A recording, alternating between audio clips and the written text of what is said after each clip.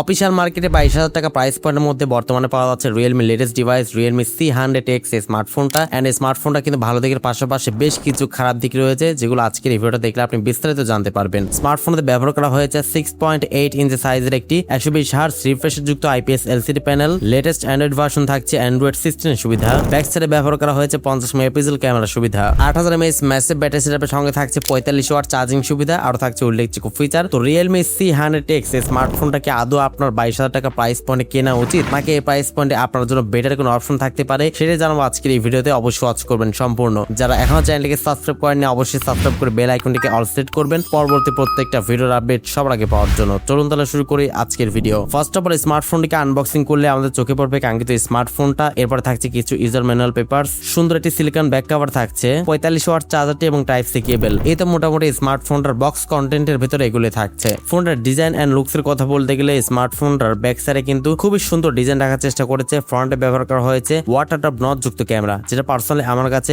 একদমই পছন্দ হয় না। স্মার্টফোনটার ফ্রন্টে অ্যাটলিস্ট মিডল পাঁচল অথবা সাইড পাঁচল দিতে পারতো, তাহলে অবশ্যই আরেকটু বেশি ভালো লাগতো, সুন্দর লাগতো দেখতে।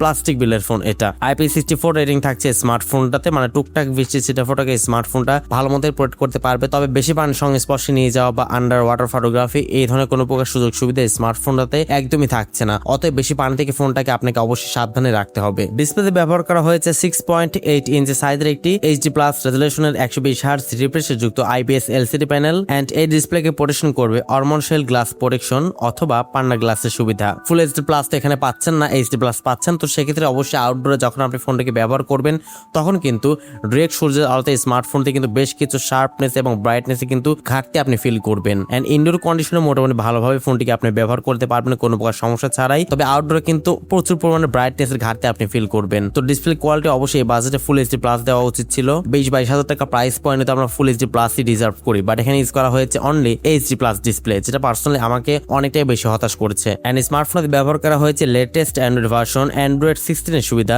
UniSUC T7250 চিপসেট ইউজ করা হয়েছে এখানে, এবং জিপিইউ হচ্ছে Mali G57। UniSUC T7250 এটা যে খুব একটা বেশি পাওয়ারফুল চিপসেট এমনটা একদমই না, একদম বেসিক লেভেলের নিম্নমানের একটা চিপসেট এখানে ইউজ করা হয়েছে। এন্ড এই চিপস দিয়ে আপনি মোটামুটি ডে টু ডে টাস্কিং খুব ভালো মতো করতে পারবেন। তবে যারা গেমিং টেমিং করবেন তারা কিন্তু স্মার্টফোন থেকে অনেক বেশি দূরে থাকবেন, কারণ স্মার্টফোন দিয়ে কিন্তু কোনো প্রকার গেমিং টেমিং করা যাবে না। তবে আপনি ফ্রি ফায়ার ট্রাই করে দেখতে পারেন, লো গ্রাফিক্সে আপনি ফ্রি ফায়ার গেমসটি ট্রাই করে দেখতে পারেন। হাই গ্রাফিক্সে কিন্তু অনেক বেশি হ্যাং টেকের শিকার আপনাকে হতে হবে। তো অবশ্যই গেমিং এর জন্য স্মার্টফোনটা আপনারা অবশ্যই কিনবেন না। মোবাইল ফোনটা পাওয়া যাবে 4GB র্যাম এর সাথে 128GB ইন্টারনাল স্টোরেজ, এবং আরেকটি ভ্যারিয়েন্ট হচ্ছে 6GB র্যাম এর সাথে 128GB internal storage. eMMC type রাখা হয়েছে 5.1, যেটা অবশ্যই আমার কাছে অনেকটা খারাপ লেগেছে। এখানে অ্যাটলিস্ট এখানে UFS টাইপ দিতে পারতো, আরেকটু বেশি ফাস্টলি কাজ করা যেত, স্মার্টফোনটা ফাস্ট হতো। বাট এখানে ইউজ করা হয়েছে সে পুরাতন যুগের eMMC টাইপ 5.1। এক্সট্রা করে আপনি মেমোরি কার্ড ব্যবহার করার সুযোগ পাচ্ছেন। ক্যামেরাতে ব্যবহার করা হয়েছে ব্যাক সাইডে মেইন ক্যামেরা হচ্ছে 50 মেগাপিক্সেল মেইন ক্যামেরা। সেকেন্ড ক্যামেরাটি হচ্ছে একটি অক্সিলারি সেন্সর ইউজ করা হয়েছে।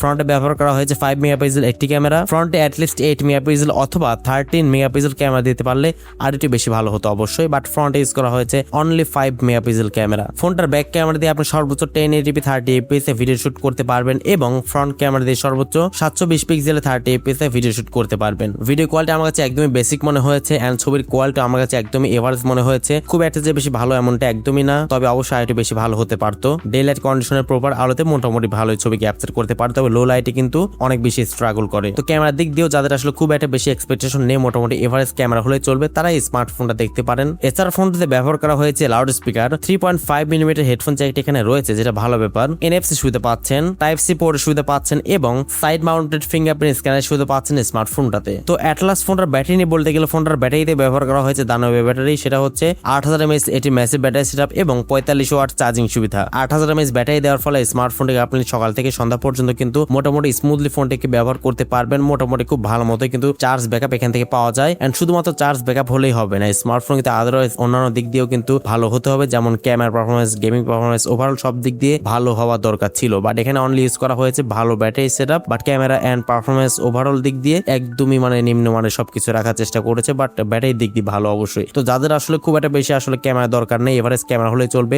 গেমিং টিমে করবেন না, ডে টু ডে টাস্কিং করবেন, Facebook, YouTube, social media browsing থেকে শুরু করে মানে প্রতিদিন যে সমস্ত কাজবাজগুলো আমরা করে থাকি এগুলো করবেন, তারা কিন্তু স্মার্টফোনটা দেখতে পারেন। আশা করছি আপনার জন্য ভালো হবে। বাট যাদের এক্সপেকটেশন বেশি, ক্যামেরা ভালো হতে হবে, পাশাপাশি গেমিংটা অনেক বেশি ভালো হতে হবে, পাবজি, ফ্রি ফায়ার খেলবো আমি, তারা স্মার্টফোন থেকে অনেক বেশি দূরে থাকবে। থাকবেন অবশ্যই। তো কেমন লাগলো আপনাদের কাছে এই প্রাইস পয়েন্টে স্মার্টফোনটা অবশ্যই কমেন্ট সেকশনে আপনার মূল্যবান মতামত জানাতে একদমই ভুলবেন না। আজকের মতো এ পর্যন্তই। আসসালামু আলাইকুম।